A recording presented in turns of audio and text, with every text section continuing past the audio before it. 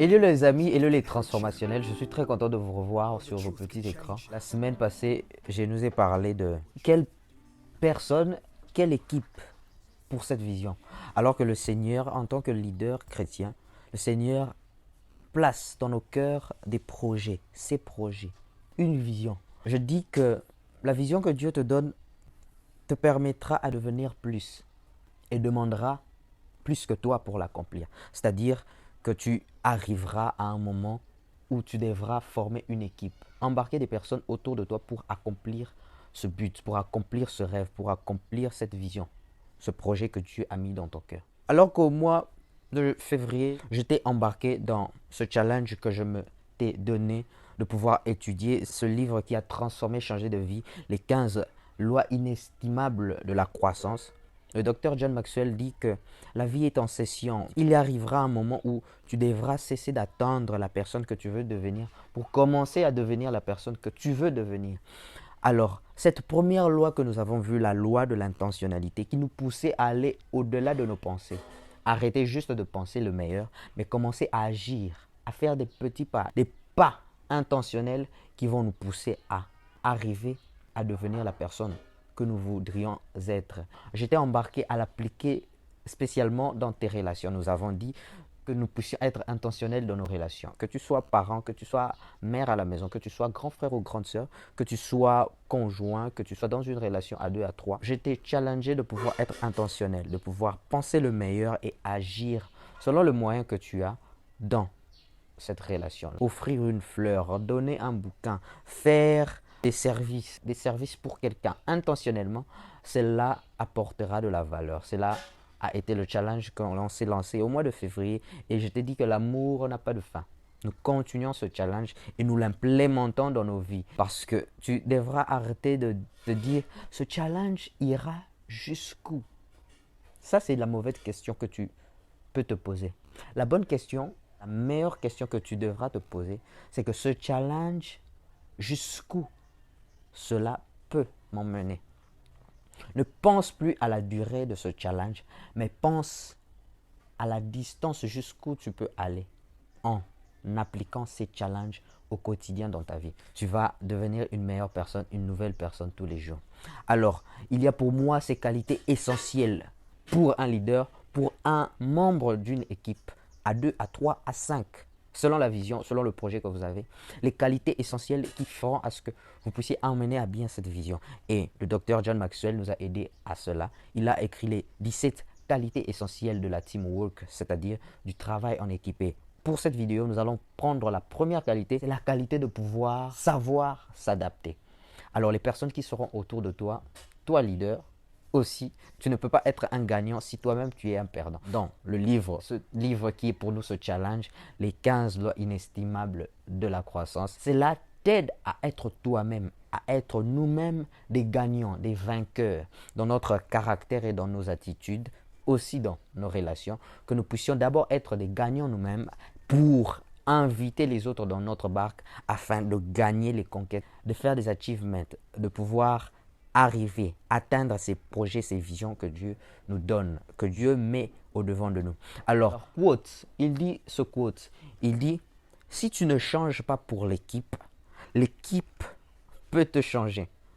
Tu peux avoir un background alors que tu étais hors l'équipe, mais quand tu arrives dans une équipe, tu dois pouvoir observer et tu vas devoir faire des bons compromis, ce que j'appelle des bons compromis pour pouvoir aider l'équipe à pouvoir arriver à la vision que l'ensemble de l'équipe s'est donnée. C'est-à-dire que tu devras changer pour le bien de l'équipe afin que tous, dans la vision, que vous puissiez arriver à atteindre la vision. Alors, il y a 4 caractéristiques qui font que les team players, les coéquipiers, les leaders qui sont dans ton équipe, avoir cette qualité essentielle de pouvoir savoir s'adapter. La première qualité, c'est que tes coéquipiers doivent être enseignables. Ils doivent développer cette qualité de pouvoir accepter leurs reproches, de pouvoir accepter d'être enseignés, de pouvoir apprendre les nouvelles choses. Ils ne doivent pas être casés dans un système de pensée. Ils doivent avoir la qualité de pouvoir accepter d'apprendre peut-être la même chose, mais le faire de façon différente. Ils doivent avoir la qualité d'être enseignables. Deuxième qualité, la deuxième qualité, les team players, les coéquipiers, les leaders qui sont dans cette vision, qui forment avec toi cette équipe pour accomplir cette vision, doivent avoir une qualité émotionnelle de sécurité. Ils ne doivent pas être contrôlés par leurs émotions. Ils doivent toujours regarder vers le but, la vision, faire les choses, non pas selon les émotions et les sentiments, mais la sécurité émotionnelle ici, c'est qu'ils sont conscients, ils sont responsables des attitudes qu'ils affichent dans le travail, dans la poursuite de cette vision. Donc c'est une qualité à développer de pouvoir être émotionnellement prudent. Émotionnellement prudent veut dire aussi qu'ils ne sont pas choqués. Ils ne sont pas choqués de voir quelque chose être fait de façon différente dans l'équipe. Troisième qualité, ce sont des personnes qui doivent être créatives, des personnes qui doivent être créatives. Ton équipe et toi, vous devriez développer cette caractéristique de pouvoir être créatif, Et la quatrième caractéristique, c'est que tes coéquipiers et toi-même, leader de cette équipe, vous devez développer cet état d'esprit de service. Chacun doit penser à l'autre. Chacun doit pouvoir considérer l'autre et penser pour le bien de l'équipe, pour l'avancement de la vision que Dieu a mis en vous, que Dieu vous a donné de développer.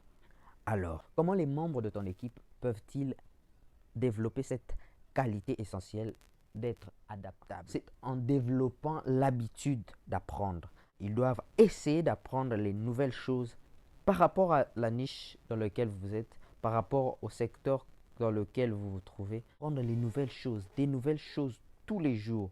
Au moins une nouvelle chose tous les jours. Deuxième manière, c'est en faisant l'évaluation. Chacun doit faire l'évaluation de son rôle, son titre ou bien de sa position par rapport à l'équipe et par rapport à la vision. Troisième chose à retenir, c'est que chacun dans l'équipe, après avoir évalué son rôle, chacun doit pouvoir penser au-delà des limites que l'on s'est mises en tête. Penser au-delà des limites que nous nous sommes fixées. Alors, voici le challenge que je te lance cette semaine. Alors que tu es conscient que Dieu a mis un projet, ce projet, cette vision dans ton cœur, rentre au pied du Seigneur, demande-lui, sois conscient à présent de toutes les personnes que Dieu a mis autour de toi. Engage-toi à grandir, engage-toi à développer cette compétence, engage-toi à faire grandir ce muscle de leadership. Le développement de ton leadership va t'emmener à être un gagnant toi-même et à engager les autres dans cette vision pour qu'ensemble que vous puissiez gagner ce challenge que Dieu a placé au-devant de vous. Alors, sois conscient de ton leadership, de ton potentiel, des dons que Dieu a mis en toi. Engage-toi à grandir dans ce processus de croissance personnelle de ton leadership et n'oublie pas les qualités essentielles qui feront à ce que, même si tu n'es pas encore leader positionné, c'est ce que je veux dire, mais je sais que tu as un potentiel, tu as une lumière. Et connaissant ta lumière, c'est là que commence ton leadership. Alors même si tu es membre d'une équipe, tu peux briller et apporter ta valeur. Et agrafer dans ton caractère ces qualités essentielles qui vont faire à ce que tu sois un coéquipier que tout le monde veut dans son équipe. Alors ici, c'était Bazo Transformationnel. Tu as aimé ce contenu, tu peux aimer, me donner un pouce, liker, partager, car tu as sûrement des personnes avec lesquelles tu veux entrer en collaboration. Tu as un leader qui veut entendre cela. Je t'invite à partager ce message et de me dire dans le commentaire quel est ton plus grand obstacle. Quelle est cette peur, cette frustration, quel est ce challenge que tu rencontres dans ta journée de leadership, dans ton voyage de leadership. Quelles sont les qualités que tu penses essentielles qu'un team player, qu'un coéquipier, qu'un leader d'une vision doit avoir et doit développer dans son muscle de leadership. Ciao. The truth can hurt you.